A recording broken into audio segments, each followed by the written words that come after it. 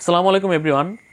আসন্ন বিপিএল এর পরবর্তী আসর অর্থাৎ বিপিএল এর 12তম আসরের সূচি এখন পর্যন্ত গুঞ্জন হিসেবে রয়েছে। এখন পর্যন্ত অফিসিয়াল কিছু আপডেট আসেনি, যদিও গত সপ্তাহে জানা গিয়েছিল যে 25 ডিসেম্বর থেকে শুরু হতে পারে বিপিএল এর পরবর্তী আসর। কিন্তু আমরা আগে থেকে জানতাম যে এবছর অক্টোবর নভেম্বরে বিপিএল শুরু হতে পারে, কিন্তু সেটা ডিসেম্বরের 25 তারিখ কেন নিয়ে যাওয়া হচ্ছে, অথবা সেটা কি অফিসিয়াল ডেট কিনা, এবং 25 ডিসেম্বর যদি বিপিএল শুরু হয় সেক্ষেত্রে অন্যান্য দেশের ফ্রাঞ্চাইজি লিগের সাথে কোনো সংঘর্ষ হবে কিনা, সেই সকল কিছু নিয়ে আজকের ভিডিওতে কথা বলবো বিস্তারিতভাবে। প্রথমত, গত বছর বিপিএল এর 11তম আসর শুরু হয়েছিল 30 ডিসেম্বর, শেষ হয়েছিল ফেব্রুয়ারির 7 তারিখ। ওই একই সময় কিন্তু আরও দুটি টি20 ফ্রাঞ্চাইজ লিগ চলমান ছিল। এর মধ্যে আরব আমিরাতের লিগ আইএল টি20 শুরু হয়েছিল 11 জানুয়ারি, যেটা শেষ হয়েছিল 9 ফেব্রুয়ারি। অন্যদিকে south Africa T20 league SA T20 সেটা শুরু হয়েছিল 9 জানুয়ারি, শেষ হয়েছিল 8 ফেব্রুয়ারি। এই দুই দেশের লিগ হচ্ছে 6 দল অংশগ্রহণে, বিপিএলটা ছিল 7 দলের।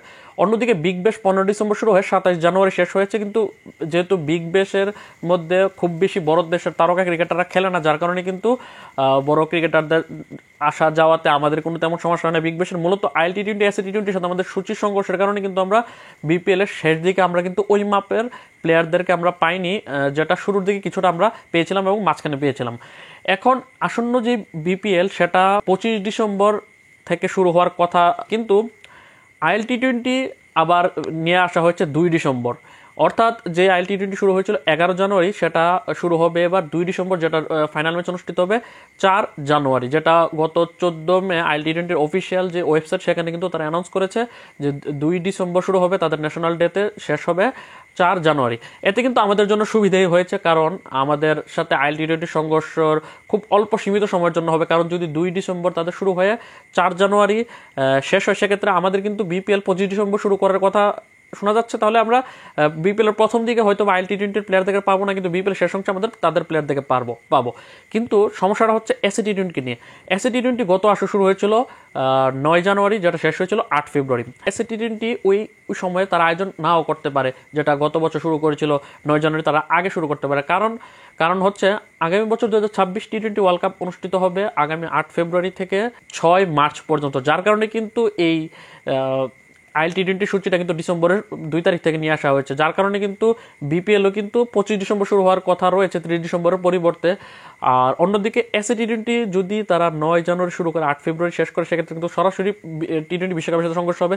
সব দেশই চাইবে টি20 বিশ্বকাপের কমপক্ষে 1 সপ্তাহ আগে যাতে তাদের টুর্নামেন্টটা শেষ হয়। সেক্ষেত্রে তারাও এসএ টি20 তারাও টুর্নামেন্ট শুরু করতে পারে তাদের জানুয়ারির 1 তারিখ থেকে। সেক্ষেত্রে কিন্তু বিপিএল এর সময়কালের বেশিরভাগ সময়টাতে কিন্তু এসএ টি20 সাথে আমাদের সংঘর্ষ হবে।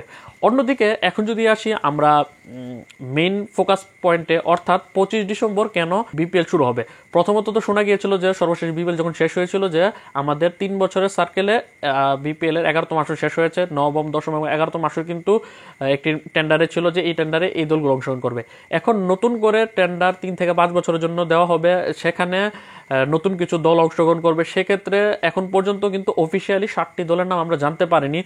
এখন যার কারণে কিন্তু এই যে প্রথম শোনা গিয়েছিল যে অক্টোবর নভেম্বরে বিপিএল হতে পারে, সেটা আর অক্টোবর নভেম্বরে নয়, এখন ডিসেম্বরের 25 তারিখ থেকে শুরু হওয়ার গুঞ্জন রয়েছে। এখন যদি ডিসেম্বরের 25 তারিখও দেখি, অলরেডি কিন্তু আমি যখন ভিডিওটা শুট করছি সেটা জুন মাসে আমরা প্রবেশ করে ফেলেছি।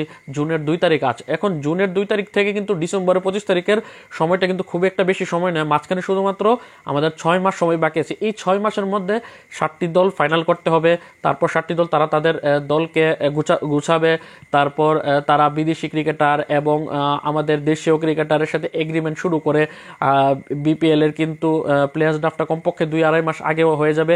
সেই সকল কিছু মিলিয়ে কিন্তু সময়টা খুব বেশি হাতে নেই। অর্থাৎ যদি বিপিএল এর পরবর্তী আসর, বিপিএল এর 12তম আসর যদি ডিসেম্বরের 25 তারিখে যদি শুরু করে, সেক্ষেত্রে কিন্তু এর কমপক্ষে 2 থেকে 2.5 মাস আগে বিপিএল এর প্লেয়ার্স ড্রাফটটা অনুষ্ঠিত হয়ে যেতে হবে। সেক্ষেত্রে কিন্তু আমাদের অক্টোবরের প্রথম অথবা দ্বিতীয় সপ্তাহের মধ্যে সবকিছু বিসিবিকে শেষ করতে হবে। সেক্ষেত্রে যদি অক্টোবরের যদি আমরা টাইমটা ধরি, সেক্ষেত্রে কিন্তু আমাদের কাছে মানে বিসিবির কাছে খুব একটা সময় বাকি নেই। জুন, জুলাই, আগস্ট, সেপ্টেম্বর, মাত্র 4 মাস সময় বাকি আছে।